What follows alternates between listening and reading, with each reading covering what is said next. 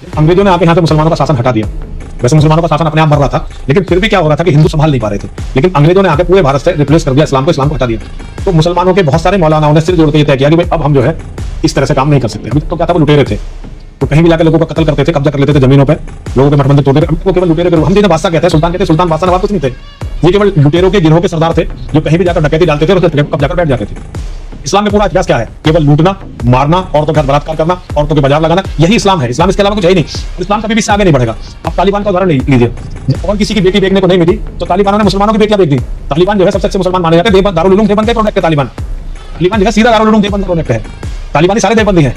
तो वो उन्हें जब दूसरों की बेटियां नहीं मिली तो उन्होंने अपनी बेटियां बेचनी शुरू कर दी, अपने भाइयों की बेटी, सभी भाइयों की बेटियां बेचनी शुरू कर दी। तो इस्लाम यही है। जब अंग्रेजों ने रिप्लेस कर दिया इस्लाम को, भारत से इस्लाम को हटा दिया, इन डकैतों को हटा दिया, तो इन्होंने कहा कि भाई अब जो है हम तबलीग का, धर्म प्रचार का काम करेंगे इस्लाम को फैलाने के लिए। तो इन्होंने दारुल उलूम देवबंद की स्थापना की। दारुल उलूम देवबंद एक तरह से जितने भी पूरी दुनिया में आतंकवादी है, आतंकवादी से मतलब है, इस्लाम के जिहादी हैं, उनकी मात्र संस्था है। उनकी मात्र संस्था है। पूरी दुनिया में जो तबलीगी जमात चलती है वो वास्तव में दारुल उलूम देवबंद की एक शाखा मानिए आप। पिछले जब से भारत आजाद हुआ है अब तक जो है ये तबलीगी जमात कम से कम 35 इस्लामिक देश बना चुकी है। इसका हर जगह सत्ता अभी आने वालों को बंद करनी पड़ी है। हमें हिंदुस्तानी तबलीगी जमात की कोई जरूरत नहीं है, क्योंकि अब ये कोशिश करें कि अरब में सत्ता परिवर्तन करवा दें। इतनी बड़ी ताकत इस तबलीगी जमात की है। पूरी दुनिया में इनका लक्ष्य है कि जो भी दुनिया में काफिर है उसको छोड़ना नहीं है, पहले काफिरों को मारना है।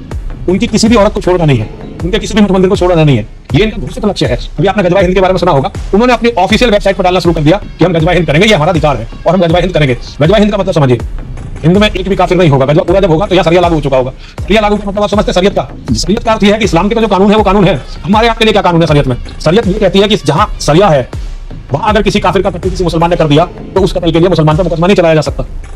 अगर किसी मुसलमान ने किसी काफिर की औरत से बलात्कार कर दिया तो वो कोई उसका दोष नहीं माना जाएगा। काफिर की किसी संपत्ति को छीन लिया तो उसका कोई दोष नहीं माना जाएगा।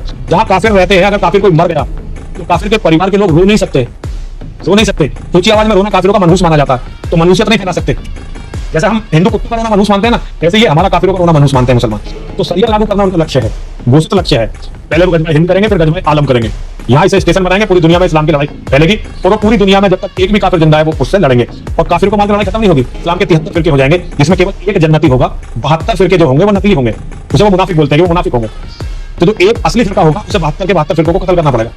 तो इस्लाम की लड़ाई अनवरत चलती रहेगी जब तक दुनिया में एक भी ह्यूमन बीइंग, वैसे तो मैं मुसलमानों को ह्यूमन बीइंग मानता नहीं हूँ, वो है भी नहीं। जब तक एक मुसलमान भी रहेगा तो वो लड़ता रहेगा। इस इस्लाम के जिहाद को खत्म करना, और इसे अगर खत्म करना चाहते हैं सबसे पहले दारुल उलूम जैसी संस्थाएं धरती पर कहीं भी नहीं होनी चाहिए। ये दारुल उलूम जैसा संस्था ये कहीं भी नहीं होनी चाहिए। केवल भारत में नहीं, ये पाकिस्तान में भी नहीं होनी चाहिए, अरब में भी नहीं होनी चाहिए।